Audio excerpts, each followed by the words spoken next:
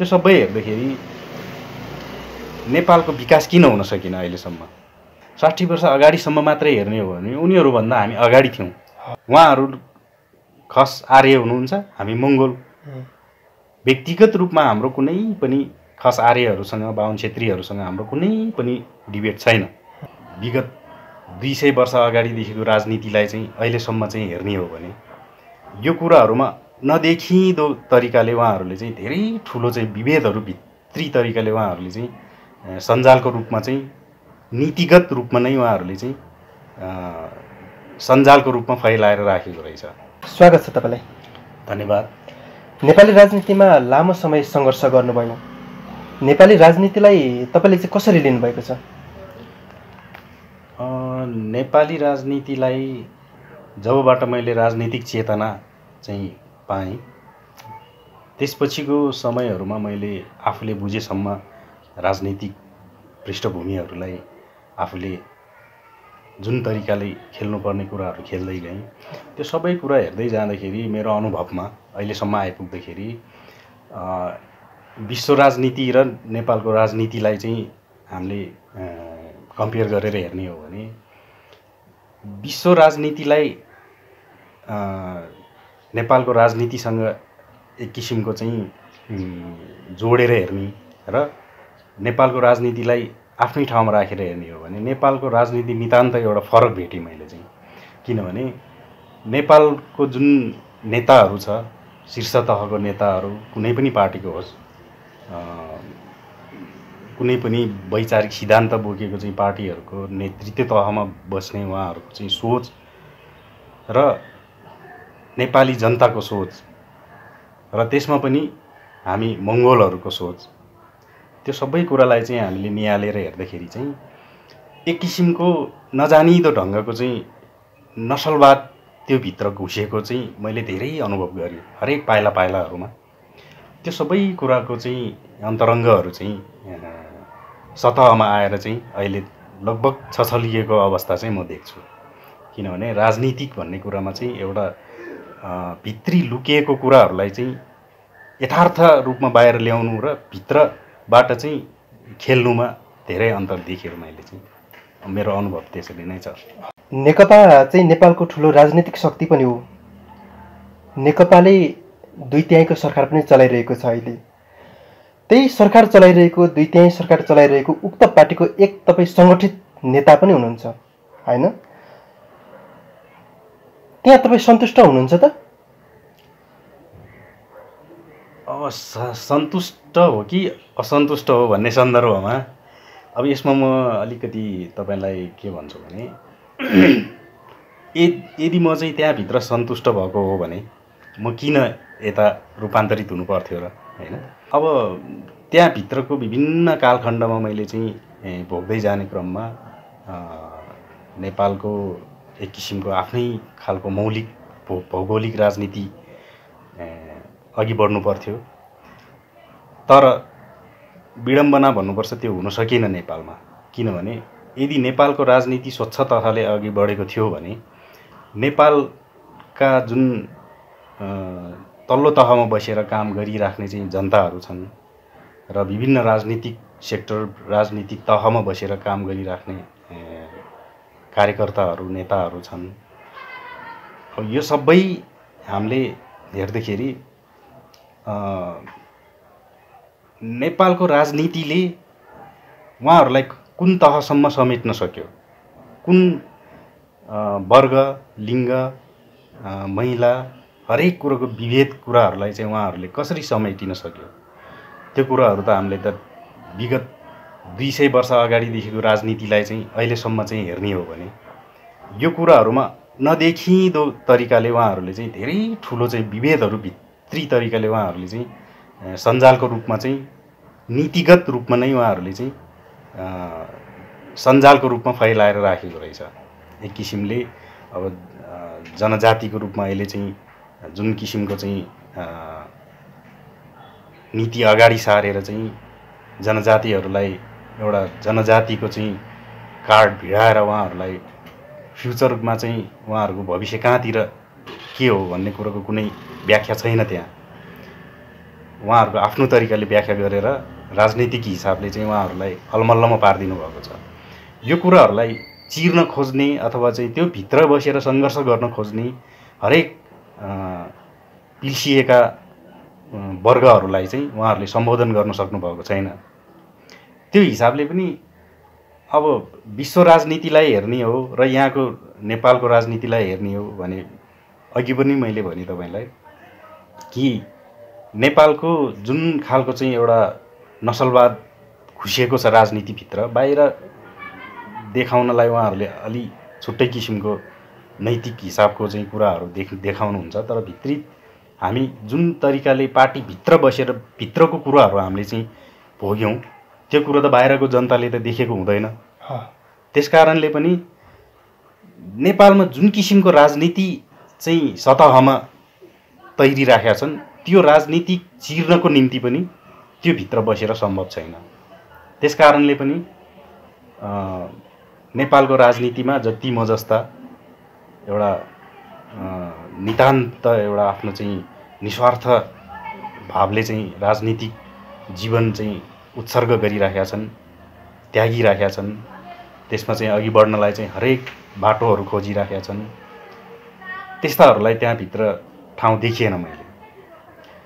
त्यो सबै परिप्रेक्ष्यमा अहिले आएर मैले चाहिँ पार्टीमा सन्तुष्ट हो कि असन्तुष्ट हो कि होइन यो विषयको कुरामा अब मैले यति भनिसकेपछि सायद मैले ठ्याक्कै तपाईँले यहाँ रोकेँ। नेकपा एमाले र तत्कालीन नेकपा माओवादी एकता पश्चात अहिले सबैभन्दा शक्तिशाली नेकपा उसैले सरकार पनि चलाइरहेको छ होइन। त्यही नेकपामा चाहिँ तपाईँ विभेदमा पर्नुभयो होइन त? भनिसकेपछि नेकपा चाहिँ परित्याग गर्नुभएकै हो तपाईँले? अब यसमा यसरी जाउँ, पार्टी विधानमै अथवा पार्टीको चाहिँ एउटा शपथको समयमै के हुन्छ भने जुन पार्टीमा जुन सङ्गठनमा जुन ठाउँमा बसेर अब प्रवेश भयो, यदि कुनै पनि समयमा अन्यथा कुनै पनि पार्टी सङ्गठनमा चाहिँ सदस्यता लिएको खण्डमा अटोमेटिक स्वत यो सदस्यता खारिज हुनेछ भनेर नै विधानमै लेखिएको हुन्छ भनेपछि मैले क्लियरिटी गर्नु पऱ्यो नि त्यसमा हैन। पक्कै पनि तपाईँ जिम्मेवारी नेता आज नेकपा छोडेर एमएनओ सङ्गठनमा प्रवेश गर्दै हुनुहुन्छ, प्रवेश गर्नुभयो। किन प्रवेश गर्नुभयो एमएनओमा? त्यस्तो के रहेछ? अब यसमा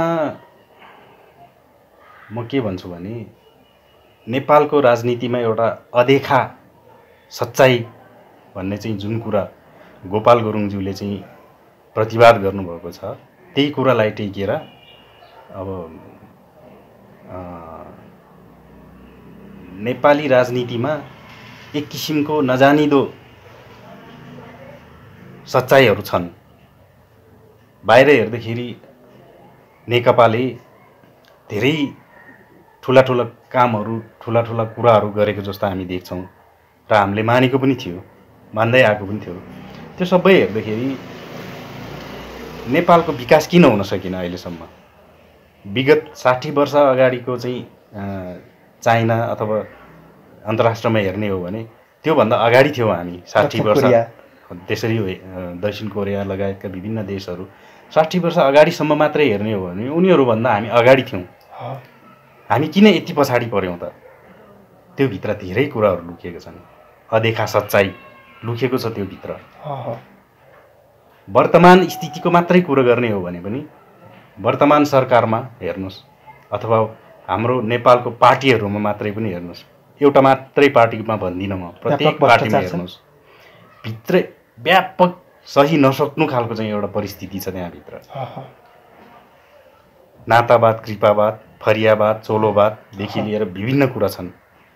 त्यो मात्रै नभएर तपाईँको पार्टी संरचना हेर्नुहोस्, हाम्रो सबभन्दा ठुलो चाहिँ कम्युनिस्ट अथवा चाहिँ सर्वहारा वर्गलाई नेतृत्व गर्ने पार्टी जुन ठाउँमा म रहेर चाहिँ काम गर्दै आएँ र विभिन्न हरेक पिल्सिएका वर्गलाई चाहिँ उत्थान गर्ने पार्टी, अहिले उहाँहरूले कसरी राज्य संरचनादेखि पार्टी संरचना गर्नुभएको छ? लोकतान्त्रिक मान्यता अनुसार चल्ने पार्टी, उहाँहरूले त समानुपातिकलाई त सबभन्दा ठुलो मन्त्रको रूपमा चाहिँ जनतालाई फालेर आउनु भएको थियो। अहिले हेर्नुहोस् पार्टीको संरचना र देशको राज्य चलाउने संरचनामा हेर्नुहोस्, कुनै पनि ठाउँमा समानुपातिक भन्ने कुरोको त्यहाँ गन्ध पनि भेटिँदैन।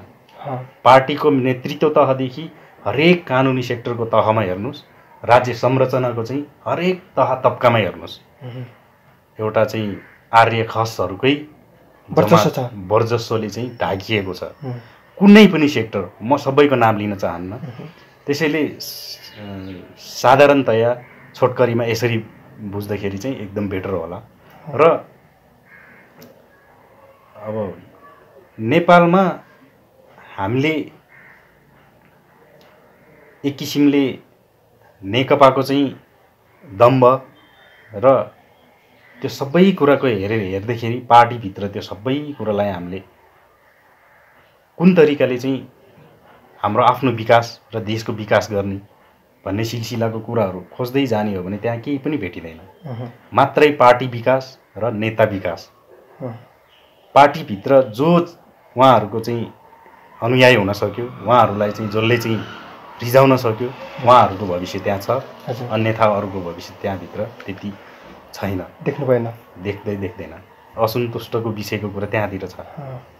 त्यसकारणले पनि नेपालको राजनीतिमा यसरी नै देशहरू अगाडि बढ्ने हो, राजनीतिहरू यसरी अगाडि बढ्ने हो भने विकास कहिले पनि छैन भन्ने कुरोको म एकदम 100% निर्णायक हिसाबले चाहिँ मैले बुझेको कारणले एमएनओ प्रवेश गर्न पायो। एमएनओमा प्रवेश गरेको एमएनओ सङ्गठन चाहिँ मूल घर हो भनिन्छन् नि मङ्गोलहरूको लागि, मूल घरै हो त? एमएनओ मङ्गोलहरूको लागि चाहिँ मूल घर हो, किनभने गोपाल गुरुङले त्यसरी चाहिँ प्रतिवाद गर्नुभएको छ। किन हो भने हामीले नेपालमा जुन हाम्रो अस्तित्व खोज्यौँ, विगत 200 वर्षदेखि यताको चाहिँ राजनीतिक घटनाक्रमलाई हेऱ्यो भने 2046 सालबाट यता अलिकति चाहिँ फराकिलो राजनीति चाहिँ अगाडि बढेको देखिन्छ। अलिकति फराकिलो ढङ्गले निर्णयहरू गरेर चाहिँ अगाडि बढेको देखिन्छ। अनि त्यो भित्र रहेर हामी मङ्गोलहरूको चाहिँ अस्तित्व खोज्यौँ, मुक्ति खोज्यौँ। तर त्यहाँभित्र खोज्दाखेरि कुनै पनि हिसाबले, कुनै पनि एङ्गलबाट खोज्दाखेरि त्यहाँभित्र मुक्तिहरू भन्ने कुरा चाहिँ छैन रहेछ। र हामीले त्यहाँ मूलवासी मङ्गोल भन्ने कुराको त्यहाँ कुनै पनि अस्तित्व भेटेनौँ। उहाँहरूले त्यसलाई चाहिँ विगतका राजनीतिक अवस्थादेखि नै विभिन्न नामहरू चाहिँ नामाकरण गरेर, अब मतवाली, जनजाति, यसरी नै विभिन्न कालखण्डमा विभिन्न नामहरू चाहिँ राखेर मूलवासी मङ्गोल भन्ने कुरोको त उहाँहरूले यहाँ शिक्षा नै ल्याएको छैन। त्यसकारणले त्यहाँभित्र रहेर मङ्गोलहरूको मुक्तिको कुरा अथवा मङ्गोलहरूले अस्तित्व पाउँछ भन्ने कुरामा कुनै पनि हिसाबले त्यहाँभित्र अस्तित्वको कुनै सम्भावना नै छैन। किनभने उहाँहरूले त्यो गर्न पनि सक्नुहुन्न, गर्दा पनि गर्दैन। किनभने त्यहाँभित्रको नीतिगत राजनैतिक हिसाबले नै त्यो कुरालाई निस्तेज पारेर राख्नु भएको छ उहाँहरूले। त्यसकारणले त्यहाँभित्र कुनै सम्भावनै छैन। त्यसकारणले एमएनओ चाहिँ मङ्गोलहरूको लागि, मङ्गोलहरूको घर हो भन्ने कुरामा म ढुकाउनुहुन्छ। जसलाई तपाईँले कसरी हेर्नुहुन्छ? एमएनओ र नेकपामा फरक चाहिँ के पाउनुभयो त? यही मूलवासी अथवा चाहिँ मङ्गोलहरूको अस्तित्व अनि निमेन्टान्न हुने गरी चाहिँ नेकपा अगाडि बढेको, अथवा यसरी पनि भनौँ नेपाली राजनीतिले मङ्गोलहरूको अस्तित्व नै सिद्धाउने तरिकाले अगाडि बढ्यो, त्यो भन्ने लाग्छ तपाईँलाई? नेकपा र मङ्गोल किन फरक छ भन्नुहुन्छ भने नेकपाभित्र जुन खालको संरचना बनेको छ, बाहिरी जनताले, साधारण जनताले बुझ्ने शैलीमा उहाँहरूले शब्दहरू प्रयोग गर्नुभएको छ। जुन शब्दजालहरू उहाँहरूले बिछाएर त्यहाँभित्र जनजातिको नाममा उहाँहरूलाई चाहिँ एक किसिमको शब्दजालभित्र अल्मल्याएर त्यहाँभित्र राख्नुभएको छ। त्यसले दीर्घकालीन प्रभाव कहाँतिर पर्छ भन्ने कुरा नेपाली जनताले नेपाली मङ्गोलहरूले बुझेकै छैन। उहाँहरूले जुन जनजाति भनेर अहिले नाम दिएर राख्नु भएको छ त्योभन्दा अगाडि मतवाली भनेर दिनुभएको थियो होइन। त्योभन्दा अगाडि विभिन्न किराँती विभिन्न नामहरू दिएर त्यसरी नै आउनुभएको थियो। अब आएर अहिले गणतन्त्रात्मक संरचनासम्म आउँदाखेरि जनजाति भनेर उहाँहरूले नाम दिनुभयो। जनजातिको अर्थ त हाम्रो नेपाली समाजमा त हाम्रो जुन मङ्गोलले चाहिँ अर्थ्याएर चाहिँ अलिकति प्रष्ट पार्नु भएको छ, थोरै औँलामा गन्न सक्ने मङ्गोलहरूले बुझ्नु भएको छ र जुन नेपालभरि छरिएर बसेका मङ्गोलहरू छन् उहाँहरूले जनजातिको अर्थ नै बुझेको छैन। त्यस कारणले उहाँहरूले राजनीति गर्नुको अर्थ भनेको चाहिँ नेपाली जनतालाई नेपाली मङ्गोलहरूलाई राजनीतिक चङ्गोलभित्र एउटा शब्दको चाहिँ सञ्जालभित्र अल्मल्याएर उहाँहरूले अझै दशौँ हजारौँ वर्ष 500-200-400 वर्ष अझै उहाँहरूले एउटा चाहिँ राज गर्ने चाहिँ नीति अन्तर्गत त्यो कुरा चाहिँ मैले चाहिँ बुझेँ। त्यो सबै कुरा हेर्दाखेरि अझै तपाईँको नेकपाभित्र जुन हरेक कुराको चाहिँ व्याख्या गरेर राज्य संरचनादेखि लिएर पार्टीगत संरचनादेखि लिएर एउटा लोकतन्त्रभित्र चाहिँ हुनुपर्ने सबै कुरालाई चाहिँ व्याख्या गरेर उहाँहरूले जनतालाई चाहिँ बुझाउनु भएको छ। त्यो कुरालाई मात्रै हेऱ्यो भने पनि अहिले भर्खर पनि मैले अघि नै पनि तपाईँलाई भने कि राज्य संरचनाको कुनै पनि अङ्गमा समानुपातिक भन्नेको कुनै त्यहाँ कुनै हिसाबले पनि देखिँदैन र महिलाको जनजातिको र विभिन्न वर्गको सबै कुरा हेऱ्यो भने त्यहाँ केही पनि देखिँदैन। अनि समानुपातिक त दिइरहेछ नि त, दलितलाई समानुपातिक कोटाबाट दिएको छ, आदिवासी जनजातिलाई भनेर दिएको छ त, त्यो अगाडि बढ्नका लागि दिए होइन र? त्यही त मैले अघि तपाईँलाई के भने शब्दजालमा फसाएर उहाँहरूलाई चाहिँ अल्मलाएर राखेका छन्। उहाँहरू म पनि त्यहाँ अल्मलिएँ किनभने जबसम्म मैले चाहिँ एमएनओको चाहिँ दर्शन पाएको थिएन त्यो बेलासम्म मलाई पनि लाग्थ्यो त्यहाँभित्रको चाहिँ जुन जनजातिको चाहिँ कोटा दिएको छ र विभिन्न पिछडिएको वर्गहरूलाई चाहिँ कोटाहरू दिएर उहाँहरूलाई चाहिँ एउटा चाराको रूपमा दिएर डोकोमा थुनेर उहाँलाई चाहिँ हत्या गर्ने एउटा जुन प्राकृतिक एउटा आइडियाहरू छ त्यसैलाई उहाँहरूले चाहिँ मन्त्र एक किसिमको चाहिँ आइडिया बनाएर त्यहाँभित्र उहाँहरूलाई चाहिँ त्यसरी चाहिँ अल्मेलाएर राखेको छ। त्यसको अर्थ चाहिँ जनजातिलाई जनजातिको कार्ड दिनुको अर्थ त उहाँहरूले प्रस्ट्याउनु पर्यो नि। त्यो उहाँहरूसँग कुनै पनि यथार्थमा हुनुपर्ने जुन कारण छैन, कारणहरू चाहिँ उहाँहरूले दिन सक्नुहुन्न।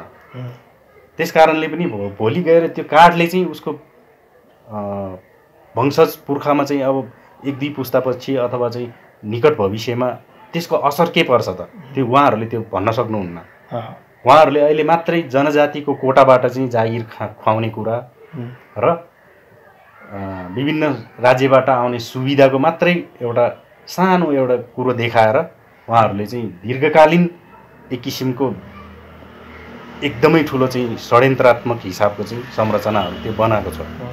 त्यो कुरालाई अब व्याख्या गर्नलाई कुनै बेला हामी फेरि गरौँला। अब जुन नेकपाभित्रको सञ्जाललाई हामी तोड्न खोज्यौँ त्यो कुरालाई चाहिँ त्यहाँभित्र बसेर सम्भव छैन। नेकपा मात्रै होइन जुन आर्य खसवादी चिन्तनबाट चाहिँ निर्देशित पार्टीहरू नेपालमा छन् त्यो कुनै पनि पार्टीमा बसेर हाम्रो मुक्ति छैन। कम्युनिस्ट काङ्ग्रेसबाट छैन, कुनैबाट पनि छैन। यहाँ कतिपय सडकमा अहिले देख्न सकिन्छ एमसिसीको नाममा विभिन्न नाममा चाहिँ राजा आओ देश बचाऊ भने जस्तो कुराहरू। सबैभन्दा ठुलो कुरो त नेपालमा राजा स्थापित जुन बेलाबाट चाहिँ भयो त्यस बेलाबाट नै नेपालको चाहिँ जनजाति अथवा चाहिँ मङ्गोलहरूको दुर्दशा सुरु भएको थियो। त्यो कुरो पृष्ठभूमिमा छ, त्यतातिर पनि नजाउँ।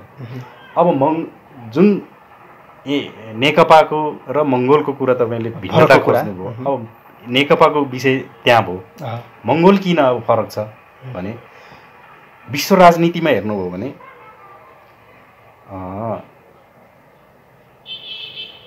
मानव अस्तित्व भन्ने कुरो चाहिँ 3वटा रेसमा चाहिँ चलेको छ विश्वमा अहिलेसम्म चाहिँ गोपाल गुरुङज्यूले चाहिँ जुन उहाँले प्रतिवाद गर्नुभयो अथवा चाहिँ उहाँले चाहिँ जुन सिद्धान्तलाई प्रतिपादन गर्नुभयो डक्टरेट गर्नुभयो त्यो विषय त त्यहाँतिर छ नि त।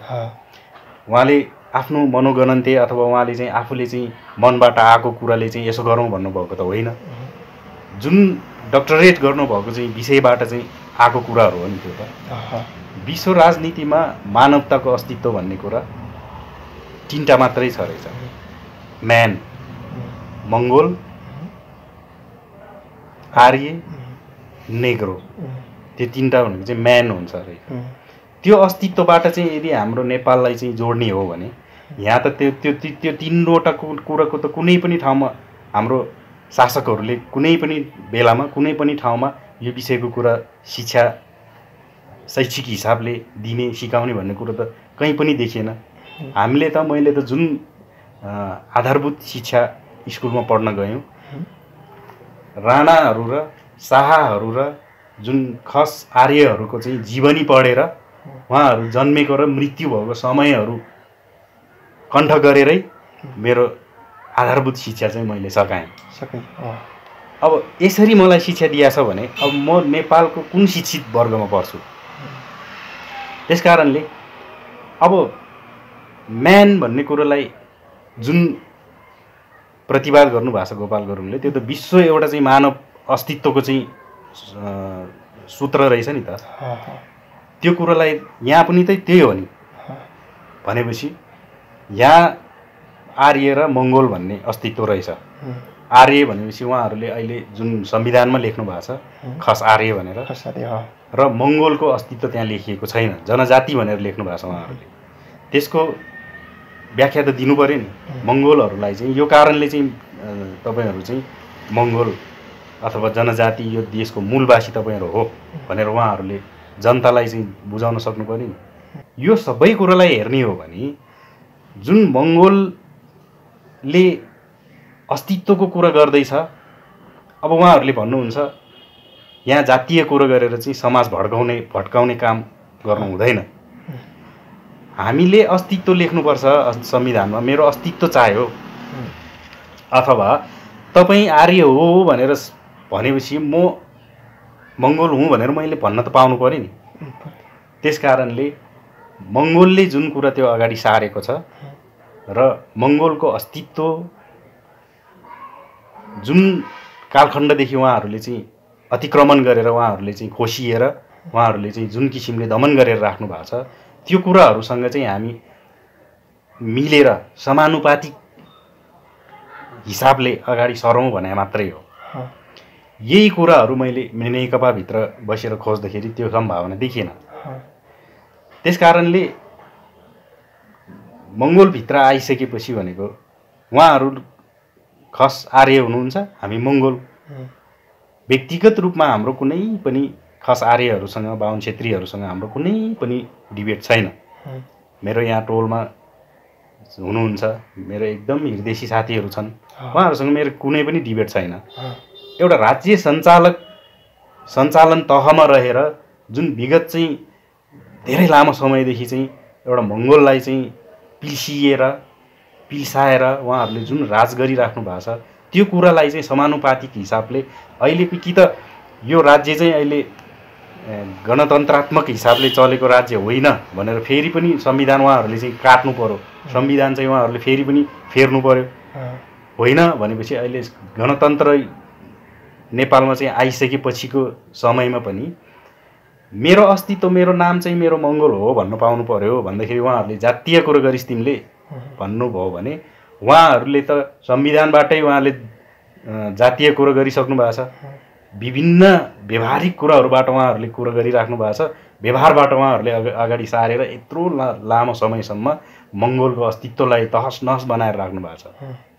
यो कुरालाई त उहाँहरूले त बुझ्नु पर्यो नि। हामी अहिले शान्त ढङ्गले एउटा बुद्धको सिद्धान्तलाई हामीले चाहिँ सिरोपर गरेर हामी समानुपातिक हिसाबले तपाईँहरूले हामीहरूले मिलेर बनाएकै सिस्टममा रहेर अगाडि बढौँ न भन्दाखेरि हामी चाहिँ जातीय कुरा गर्नेमा पर्छौँ भने अब भोलि गएर उहाँहरूकै शब्दबाट चाहिँ बाध्य भएर हामी जातीय कुरो गर्न बाध्य हुन्छौँ। एमएनओभित्रको जुन फरकको कुरा तपाईँले गर्नुभयो, एमएनओले गर्ने भनेको अबको निकट भविष्यमा एमएनओमा म रहेर कुन हदसम्म मैले चाहिँ राज्यको लागि चाहिँ अथवा नेपालको लागि योगदान दिन सक्छु त्यो भविष्यले बताउँला। यदि एमएनओले चाहिँ नेपाल राज्यको चाहिँ सत्ता लियो र सत्ता चलायो भने अहिलेको जुन खस चिन्तनबाट चाहिँ नेपाल सञ्चालन भइरहेको छ त्यो नितान्त फरक ढङ्गले जान्छ। कुनै पनि विभेदपूर्ण संरचनाहरू, विभेदका कुराहरूदेखि लिएर हरेक अङ्गमा चाहिँ जुन क्राइसिसहरू छ नेपाललाई चाहिँ तहस नहस बनाएको छन्, ती कुराहरूलाई चाहिँ फेरि मलजल गरेर नेपाललाई एउटा चाहिँ हराभरा एउटा चाहिँ विश्वको नमुना देशमा चाहिँ परिणत गर्नुपर्छ भन्ने एउटा चाहिँ दर्शन एमएनओभित्र देखेको कारणले म मङ्गोल एमएनओभित्र चाहिँ प्रवेश भएको छु र एमएनओ र नेकपाको जुन फरक कुरा हो यही भित्र सबै कुरा छ। तपाईँ नेकपाको 2/3 सरकार चलाइरहेको नेकपाको सक्रिय सङ्गठित सदस्य पनि हुनुहुन्छ हैन? छोडेर अहिले चाहिँ एमएनओमा प्रवेश गर्दै गर्दा मैले यो क्वेसन गर्न पाउँछु कि पाउँदिनँ, एमएनओमा प्रवेश गर्नु भनेको नेकपाको लागि बार्गेनिङको पोइन्ट त होइन, पदको लागि बार्गेनिङ त होइन कतै? अब यसमा यसरी बुझौँ, पदकै लागि हेर्ने हो भन्नुहुन्छ भने त अब नेकपाको लागि के होला त्यो उहाँहरू बुझुन्। किनभने त्यहाँभित्र बसेर मैले चाहिँ धेरै एउटा चाहिँ आफूले सक्ने कुराहरूदेखि लिएर नसक्ने कुराहरूमा पनि धेरै कुराहरूमा चाहिँ एउटा पार्टीलाई चाहिँ सही ठाउँमा पुगोस्, आफ्नो पार्टीले देश चलायो भने साँच्चीकै सत्तामा पुगेपछि मेरो अधिकार, मेरो अस्तित्वको कुरा र म जुन धरातलबाट चाहिँ उठेर चाहिँ नेपालको आन्दोलनहरूमा सरिक भएँ, हरेक किसिमको चाहिँ आन्दोलनहरूमा चाहिँ सरिक भएर चाहिँ एउटा देशको निम्ति, एउटा पिल्सिएको वर्गको निम्ति, पिछडिएको वर्गको निम्ति केही गर्नुपर्छ भन्ने सोच मसँग चाहिँ चेतना जागिएको थियो। त्यो कुराहरूलाई त्यहाँ मैले चाहिँ धेरै प्रयोग गरेको छु, त्यहाँ मैले धेरै लगानी गरेको छु। अब त्यो कुरो त मैले उहाँहरूलाई दिनु भन्ने कुरो त छैन। अब नेकपालाई के पर्छ अथवा के पर्दैनसँग मेरो कुनै सरोकार भएन। अब किनभने जब विचारै दर्शन फरक भइसक्यो, नेकपा विगतमा थियो, अब मेरो लागि अब मेरो वर्तमान भने त एमएनओ हो। त्यस कारणले एमएनओ भित्र म चाहिँ पदको लागि चाहिँ छिरेको हो अथवा पदको निम्ति चाहिँ प्रवेश गरेको हो भने त मैले एउटा विशेष योजना बनाएर एउटा बार्गेनिङहरूबाट चाहिँ कुरा सुरु गरेर त्यसरी चाहिँ कुराहरू अगाडि बढाउन सक्थ्यो होला। एउटा चाहिँ पार्टीमा एउटा विशेष तहमा रहेर काम गरिराखेको मान्छे हुँ। अब यता पार्टीमा आउँदाखेरि पनि त त्यही खालको चाहिँ एउटा बार्गेनिङ अहिलेको हाम्रो चाहिँ खस आर्यहरूले चलाइराख्नु भएको पार्टीमा हामीले देखिराखेका छौँ। यताको पार्टीबाट उताको पार्टीमा त्यसरी विभिन्न प्रवेशहरू भइराखेका छन्। बार्गेनिङकै हिसाबले भइरहेछ। पदको बार्गेनिङ हुन्छदेखि लिएर विभिन्न बार्गेनिङहरू हुन्छ। एमएनओमा म प्रवेश गर्नुको अर्थ यहाँभित्र कुनै पदको लोभ अथवा पदको लागि अथवा कुनै भौतिक फाइदाको लागि म प्रवेश गरेको भए म यो साधारण सदस्यबाट अथवा तल्लो तहबाट किन प्रवेश गर्थेँ होला? यसमा त त्यतिकै प्रश्न छ, दुईमत छैन। हामी अन्तिममा पनि छौँ र अब नेकपालाई छोडेर एमएनओ प्रवेश गरे पश्चात एमएनओमा कस्तो खालको भूमिकाका साथ तपाईँ अगाडि बढ्नुहुन्छ? अब नेकपाको सन्दर्भमा नेकपा अहिलेको 2/3 चाहिँ शक्तिशाली सरकार छ र पार्टीको रूपमा छ। अब यदि स्वच्छ राजनीति गर्ने हो, हरेक उहाँको चाहिँ घोषणापत्रहरूमा चाहिँ घोषित गरेको चाहिँ अनुरूप उहाँहरू चाहिँ अघि बढ्नुहुन्छ भने अझै पनि भविष्य राम्रो छ नेकपाको। उहाँहरूले अझै पनि धेरै राज्य सत्तामा बसेर काम गर्न सक्नुहुन्छ र मलाई लाग्छ त्यो उहाँहरूले गर्नुहुन्न। किनभने यसभित्र धेरै कुराहरू छन्। हरेक राज्यको चाहिँ मास्लो तहदेखि तल्लो तहसम्म चाहिँ भित्री रूपमा यो खसवादी चिन्तनले चाहिँ जगडिएको छ। त्यसकारणले पनि यो कुराहरू त्यहाँ सम्भव छैन। त्यसकारणले पनि म रूपान्तरित हुन बाध्य भएको हो। त्यसकारणले नेकपाभित्र रहेका हाम्रा जुन मङ्गोलहरू छन्, मूलवासी मङ्गोलहरू हुनुहुन्छ, विभिन्न तह तब्कामा रहेर काम गर्दै नेकपाप्रति वफादार भएर चाहिँ काम गरिराख्नु भएको छ। नेकपालाई मात्रै भन्न चाहन्न यो कुरा चाहिँ, किनभने नेपालमा यस्तै पार्टीहरू विभिन्न छन्। यो सबै पार्टीहरूमा रहेका मङ्गोलहरूलाई चाहिँ म एउटा सचेत मङ्गोलको नाताले आह्वान गर्न चाहन्छु, तपाईहरू सचेत हुनुहोस्। अझै पनि जाग्नु भएन भने हाम्रा पुर्खाहरूले हामीलाई सराप्ने छन् र हाम्रो आउने भावी पुस्ताहरूको भविष्य बर्बाद हुनेछन्। यो भित्र धेरै कुराहरू छन्। अब यति भनेपछि उहाँहरूले बुझ्नु होला, हाम्रो आफ्नो घरमा जुन कुरा खान्छौँ एउटा स्वच्छ मनले आनन्दले बसेर खान पाइन्छ। अर्काको घरमा बसेर अर्काको घर सरसफाइ गरेर अर्काको चाहिँ नोकर भएर बस्दाखेरि जुन हामी पीडा भोग्छौँ त्यो पीडा त मैले त भोगेँ नि। त्यसकारणले अहिले म चेतनशील भएँ, म अलिकति मैले जुन कुरा बुझेँ अब म आफ्नो घरमा फर्केँ। म आह्वान गर्न चाहन्छु सबै मङ्गोलहरूलाई, तपाईहरू रूपान्तरित हुनुहोस्। मङ्गोलहरू एक हुनुपर्छ। अब पनि एक हुन सकिँदैन भने हाम्रो निकट भविष्यमा धेरै उथलपुथलहरू, गाह्रो समयहरू आउन सक्छ। किनभने जनजातिको कार्ड भनेको नै हामीलाई भविष्यमा गएर शरणार्थी बनाउन सक्ने चाहिँ एउटा चाहिँ हतियार हो। त्यो हाम्रो अस्तित्वलाई चाहिँ खतरामा राखेर अनि विदेशको चाहिँ राजनीति ल्याएर यहाँ राजनीतिक मुद्दाहरू अगाडि बढाएर त्यही मुद्दाबाट हामी चाहिँ पिल्सिएर बस्नु, हामी चाहिँ एक किसिमको 21औं शताब्दीको नयाँ नोकर तानाशाहीहरूबाट हामी चाहिँ एक किसिमको चाहिँ उत्पीडनमा नजानिदो उत्पीडनभित्र हामी चाहिँ पीडित भएर बस्नु परेको छ। अब एमएनओ भित्रको मेरो भूमिकाको विषयमा मैले जुन कुरा बुझेँ, दर्शन डाक्टर गोपाल गुरुङले जुन कुरा हाम्रो अस्तित्वको विषयमा उहाँले चाहिँ प्रतिवाद गर्नुभयो, नेपालमा सुतिराखेका चाहिँ मङ्गोलहरूलाई चाहिँ उठाइदिनु भयो। अझै कति उठ्न बाँकी छ, उठ्यो, अझै धेरै उठ्न बाँकी छ, धेरैले बुझ्न बाँकी छ। र आगामी दिनहरूमा मैले सकेसम्म, मेरो जीवन रहेसम्म मङ्गोल भिजनको लागि, मङ्गोलको मुक्तिको लागि, मङ्गोल सङ्गठनलाई बलियो बनाउनको लागि र मङ्गोलमय नेपाल बनाउनको लागि र मङ्गोलमय नेपाल बनाइरहँदाखेरि अरूको अस्तित्वलाई हामी हनन गर्दैनौँ। फेरि अबको मेरो भूमिका भनेको मङ्गोललाई जगाउने, सुतिराखेका मङ्गोलहरूलाई एकीकृत बनाउने र मङ्गोल सङ्गठनलाई चाहिँ एउटा निष्कर्षमा पुर्याउने र नेपाललाई चाहिँ एउटा साँच्चीकै विश्वको एउटा चाहिँ नमुना राष्ट्रको रूपमा चाहिँ मङ्गोलले चाहिँ गर्न सक्ने चाहिँ तहमा पुर्याउने जुन म गर्न सक्छु मेरो आफ्नो तहबाट, म त्यसको लागि भूमिका आफ्नो हिसाबले कुन तरिकाले निर्वाह गर्नुपर्छ म त्यसमा रहेर काम गर्छु। हामीसँग कुरा गर्ने एउटा वातावरण सिर्जना गर्नुभएकोमा धेरै धेरै धन्यवाद यहाँलाई।